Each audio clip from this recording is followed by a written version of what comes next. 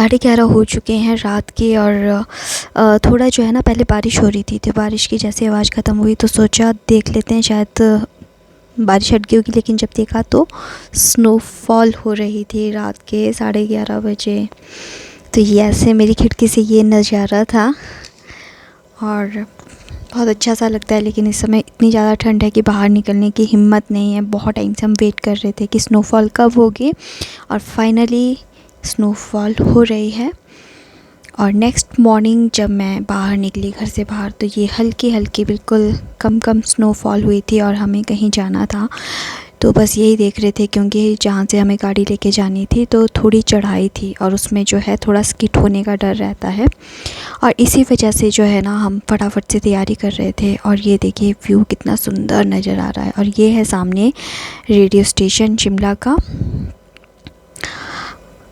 काफ़ी अच्छा सा लग रहा है। ज़्यादा अभी बर्फ़ नहीं पड़ी है तो हल्की हल्की, लेकिन मौसम अभी ख़राब है तो हो सकता है मे बी अभी आने वाले टाइम में और बर्फ़ पड़े।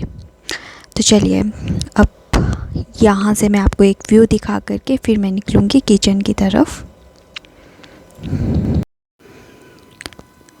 किचन में आते ही मुझे सबसे पहले ग्रीन टी बनानी थी अपने मम्मी जी और अपने मदर इन लॉ के लिए।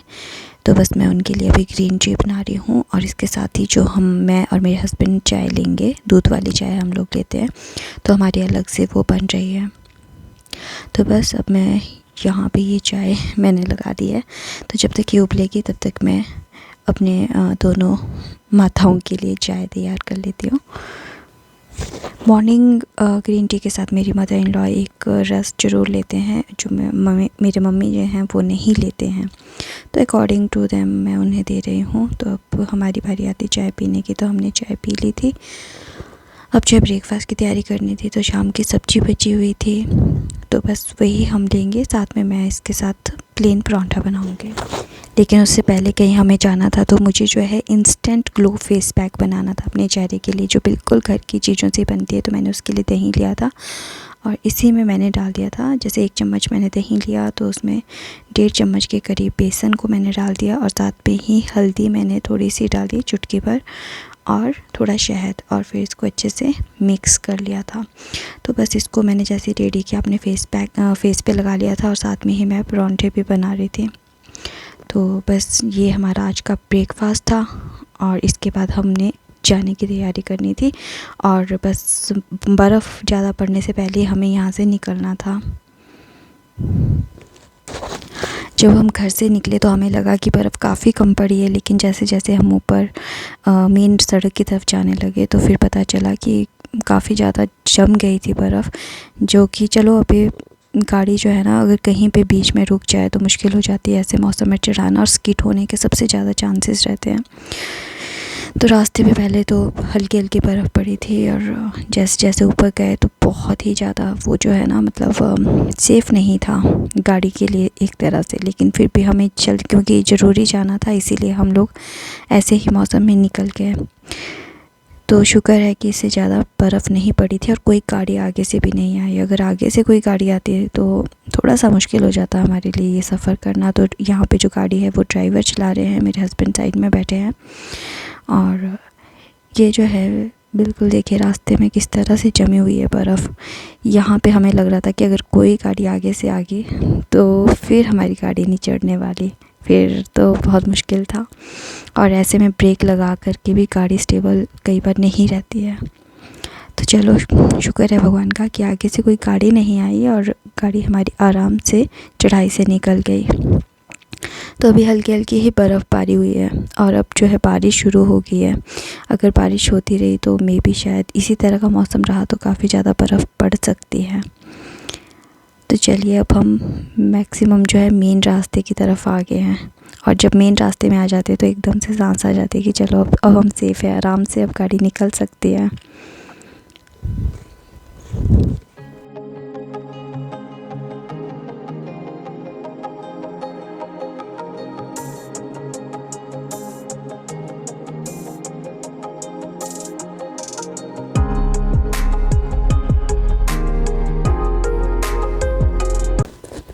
काफ़ी टाइम के बाद टूरिस्ट यहाँ पे बहुत ज़्यादा आया हुआ है। जैसे ही मतलब मौसम ख़राब होता है एकदम से टूरिस्ट जो है चंडीगढ़, दिल्ली से यहाँ पे आने शुरू हो जाते हैं। और आज इतना ज़्यादा जाम था, बहुत ज़्यादा।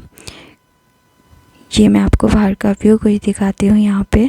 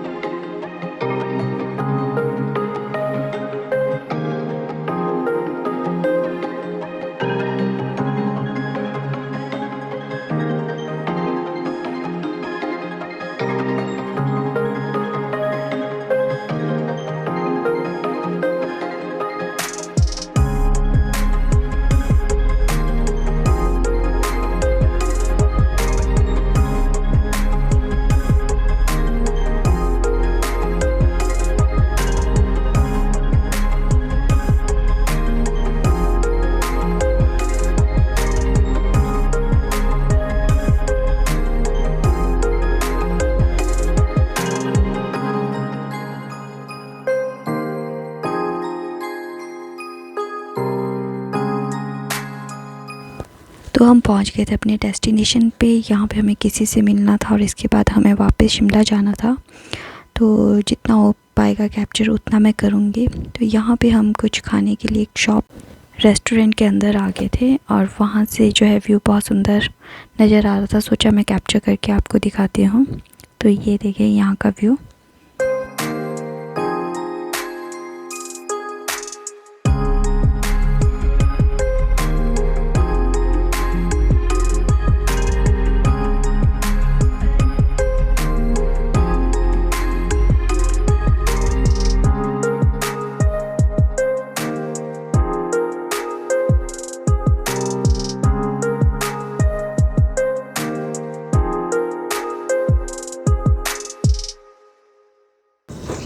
जैसे ही काम ख़त्म हो गया हमारा सोलन में, तो हमारी हो गई थी वापसी। और जल्दी हमने वापसी कर ली क्योंकि मौसम बहुत ज़्यादा ख़राब हो रहा था। कंटिन्यूसली बारिश लगी हुई थी और इससे स्कोप ये बन रहा था कि शिमला में बर्फ़ पड़ सकती है। और अगर ज़्यादा बर्फ़ पड़ गई थी तो फिर गाड़ी को नीचे ले जाना काफ़ी मुश्किल था। जैसे मैंने आपको बताया था कि मॉर्निंग में किस तरह की दिक्कत आ रही थी। तो बस वही सोच करके हम जल्दी से यहाँ से निकल गए। शिमला यहाँ से लगभग 45 किलोमीटर के दूर था। तो काफ़ी मतलब जो रास्ता है वो भी काफ़ी, अभी मतलब 1 घंटा या सवा 1 घंटा हमें यहाँ से पहुँचने में लगता है। तो बारिश इतनी ज़्यादा हो रही थी कि बहुत ये लग रहा था कि हम फटाफट से अपना सामान वगैरह ले लेते। थोड़ी सब्जियाँ लेनी थी घर के लिए, तो बस सब्जियाँ वगैरह ली और फिर हम वापस घर आ गए थे। तो आज मैंने सोचा कि आज क्यों ना भरवा शिमला मिर्च बनाई जाए और आपके साथ मैं उसकी रेसिपी शेयर कर रही हूँ। तो सबसे पहले मैंने आलू को बॉईल करने के लिए लगा दिया था गैस पे, और तब तक मैंने शिमला मिर्च को जो गर्म पानी के साथ अच्छे से धो लिया था। तो इस तरह से मैंने ये बड़े वाली शिमला मिर्च ली है, मीडियम साइज़ की है ये, ताकि इसमें प्रॉपर जो है भरवा मैं इसे बना सकूँ। तो बस इसको अच्छे से एक बार वॉश करना था, और वॉश करने के बाद मैंने इसे छुरी की हेल्प से जो है मैं इसकी जो डंठल वाली साइड है उसको मैं काट रही हूँ। और इसके अंदर जितने भी बीज वाली साइड है, जो इसके सीड हैं और एक्स्ट्रा जो भी इसकी चीज़ें हैं, उसको मैं या तो इससे जो है चम्मच के साथ निकाल दिया था। थोड़ा फॉर्क मैंने यूज़ किया था और ये बिल्कुल खाली कर दिया। तो इसी तरह से मैं 1 बाय 1 करके जितने भी मेरे पास शिमला मिर्च है उसको मैं कर रही हूँ खाली। अच्छा, तो शिमला मिर्च को काटते हुए एक चीज़ का ध्यान रखना है, जब भी आप इसको मतलब जो डंठल वाला सिरा काटने लगते हैं तो थोड़ा सा जो सेफली इसको छुरी के साथ काटना है। तो आप चाहे तो जो गोल वाला स्कूपर टाइप आता है उससे आप यूज़ कर सकते हैं, इसको खाली कर सकते हैं। तो मेरे आलू बॉयल हो चुके थे, तो मैंने यहाँ पे कढ़ाई में तेल लगा दिया ताकि मैं आलू में जो है तड़का लगा सकूं। तो मैंने जस्ट सिंपल सा यहाँ पे तड़का दिया था, जीरा इसमें डाला था, और ये देखिए मेरी किचन की हालत। और फिर मैंने इसे प्याज डाल करके मैं इसको अच्छे से मतलब थोड़ा फ्राई कर लूँगी। जैसे ही गोल्डन ब्राउन हो जाएंगे तो मैं इसमें मसाले डालना शुरू कर दूँगी। आप जिस तरीके से अपने आलू की सब्ज़ी बनाते हैं सेम उस तरीके से बनाइए, जैसे भी आपको ठीक लगता है। अमचूर पाउडर इसमें डाल सकते हो आप, गरम मसाला, जो भी आपके मसाले जो आप पसंद करते हैं। तो बस मैं फटाफट से इसको ब्राउन कर रही थी।